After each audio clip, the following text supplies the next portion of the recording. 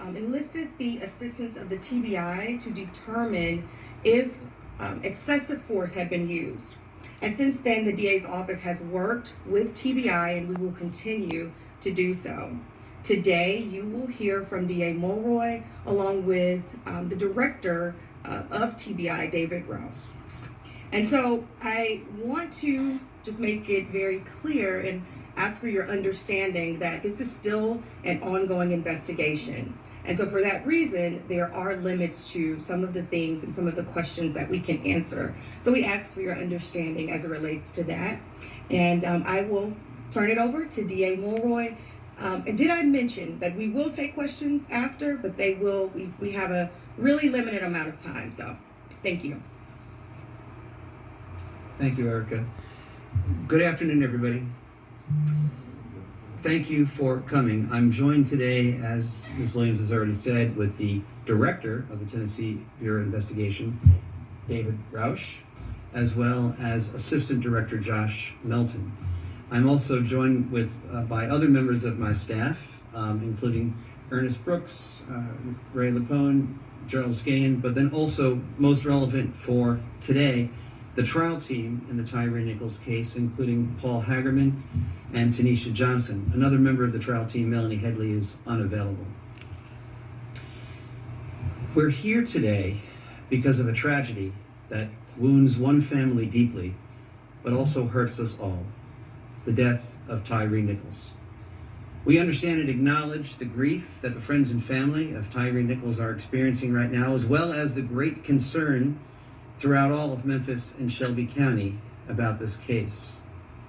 We met several times this week with the family of Tyre Nichols. They described an almost perfect son, a cheerful and happy person who enjoyed skateboarding and sunsets over Shelby Farms Park.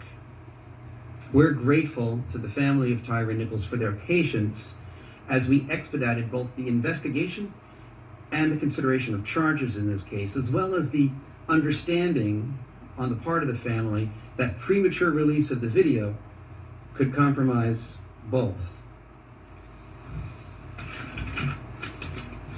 And we did work quickly to expedite this investigation because of the extraordinary nature of the case. Compared to the average investigation and prosecution decisions in a case like this, we worked swiftly, but also fairly, and most importantly, in a way calculated to ensure that we have a strong case. As you might have heard from Ms. Williams, in this case and any other officer-involved fatality case, I immediately called in the TBI so that we could have an independent investigation. I also assigned to the newly created Justice Review Unit within my office, which works independently and separately both from law enforcement and the rest of my staff, to make a truly objective recommendation about whether criminal charges were appropriate. I want to thank the TBI, the Justice Review Unit, and the trial team for working swiftly but thoroughly under very difficult conditions. Earlier today, the grand jury returned indictments against 5 former Memphis Police Department officers regarding the death of Tyre Nichols. These are the same 5 officers who were previously or recently terminated by the Memphis Police Department. They are currently in custody. They are Tadarius Bean, Demetrius Haley, Emmett Martin III, Desmond Mills Jr., and Justin Smith. The grand jury returned indictments against all 5 with the same charges. And we had previously met with the family of Tyre Nichols to go over what these charges were going to be. And that meeting with the family, I think, went rather well. Here are the charges: second-degree murder, aggravated assault, aggravated kidnapping resulting in bodily injury, aggravated kidnapping involving the possession of a weapon, official misconduct through unauthorized exercise of power, official misconduct through failure to act when there is a duty imposed by law, and official oppression.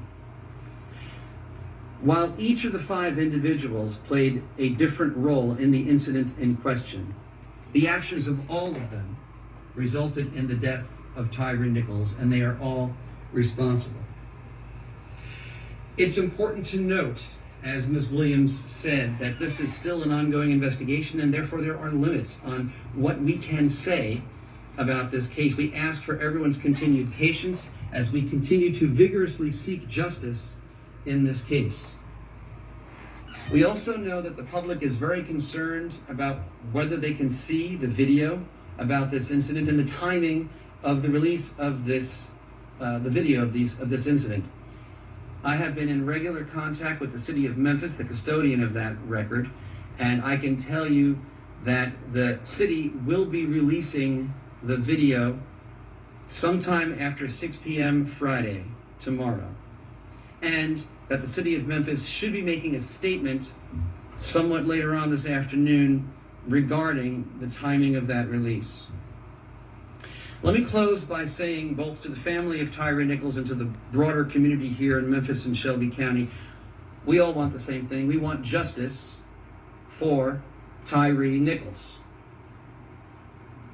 It's my hope that if there is any silver lining to be drawn from this very dark cloud, it's that perhaps this incident can open a broader conversation about the need for police reform. The world is watching us, and we need to show the world what lessons we can learn from this tragedy. I'm hopeful that we can show them who I know us to be, a community working towards positive change here in Memphis and Shelby County. With that, let me ask Director Roush to step forward. Thank you, D.A. Mulroy. Good afternoon. I'm David Roush, Director of the Tennessee Bureau of Investigation.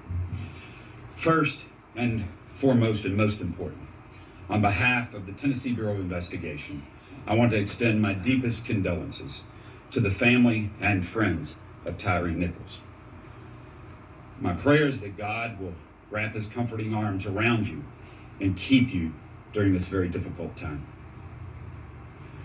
We can't imagine the pain you're experiencing, but let me reaffirm, we are here to pursue truth and justice, realizing that we should not be here.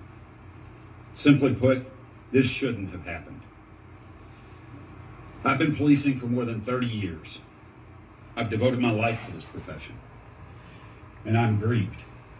Frankly, I'm shocked. I'm sickened by what I saw and what we've learned through our extensive and thorough investigation. I've seen the video, and as D.A. Mulroy stated, you will too. In a word, it's absolutely appalling. Let me be clear. What happened here does not at all reflect proper policing. This was wrong. This was criminal. The depth and breadth of the charges announced today speaks to the deliberate and thorough investigation that this case has received. And our work is not finished. We continue to pursue every lead. Justice demands it.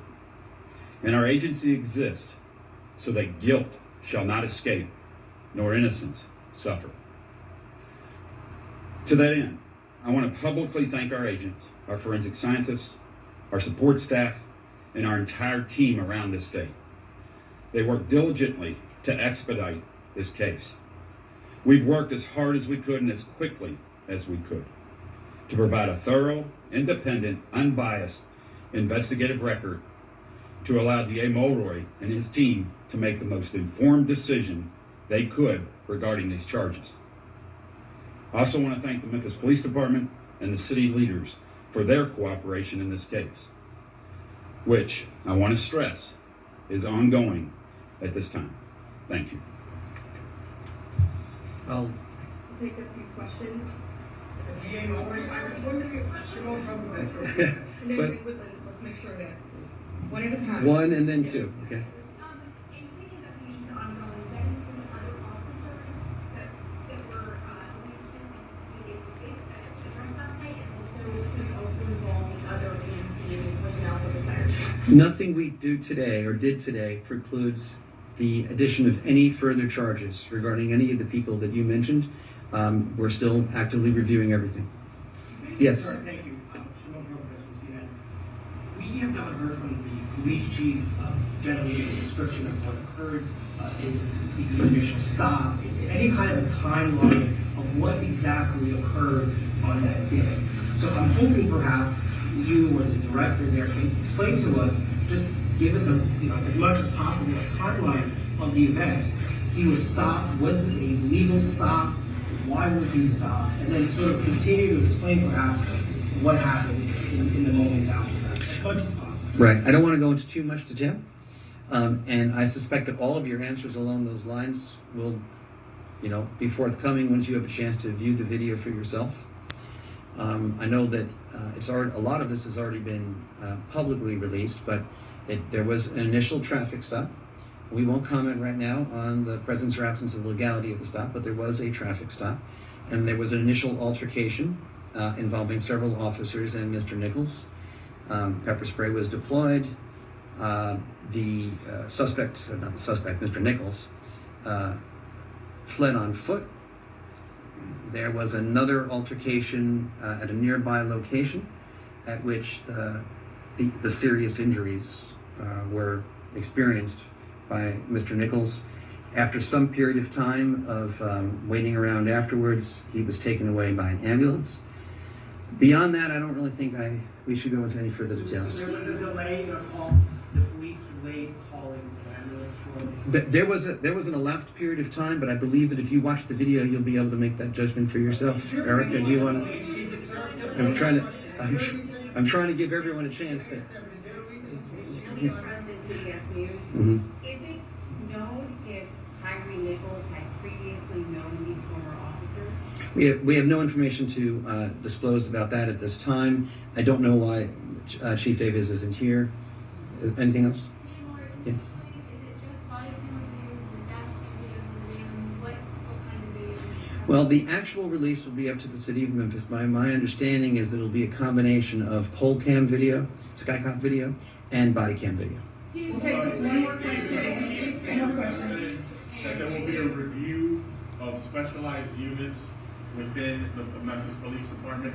Two questions. First, were these officers a member of the organized crime unit? And second, will your office be involved in that investigation? Well, so I've read in the newspaper that Chief Davis has announced a review of those specialized units. I think that's a good idea. I commend Chief Davis for doing that. I think Chief Davis is committed to, trying to do whatever she can to learn lessons from this incident. I don't contemplate that our office would be involved in that review. I think that's Were about they as... members of the organized crime unit? So I think it's already been reported publicly that the Scorpion unit was involved. Is that it? Okay. I'm being told that's it. Thank you very much. Thank you. Thank you. Can you please tell us what was aggravated? Okay, you were just listening to that press conference where we got a little bit more information than the district attorney gave us here. Yeah. So, all right. So, kidnapping is any unlawful confinement of another, which substantially restrains someone's liberty. At a certain point in the sequence of events, it is our view that this, if it was a legal detention to begin with, it certainly became illegal at a certain point, and it was an unlawful detention. The aggravated nature of the charge is because if that kidnapping resulted in bodily injury, that's one grounds for saying that it is aggravated kidnapping. If the persons involved in that unlawful restraint of liberty possessed weapons, that is another ground for saying that the kidnapping was aggravated. Do you want me to explain the other charges as well, or? Okay. All right. So official misconduct is when any public official acting part of their official duties intentionally or knowingly acts in a way, exercises authority that is unauthorized by law. Right? So that's an affirmative statement, an affirmative act of official misconduct. At the same time, law enforcement officials who are on duty are also under an affirmative duty to prevent official misconduct. and to accurately report information to any medical personnel that show up. And through inaction, when there is a duty imposed by law, that could also be a separate ground for charging official misconduct. Official oppression is a related statute. It's not exactly the same. There is some overlap, but it's not perfect overlap. But it is basically some sort of, by an official, knowing mistreatment in the course of carrying out their official duties. Aggravated assault, I think, is fairly obvious, and under the laws of Tennessee, second-degree murder is a knowing killing.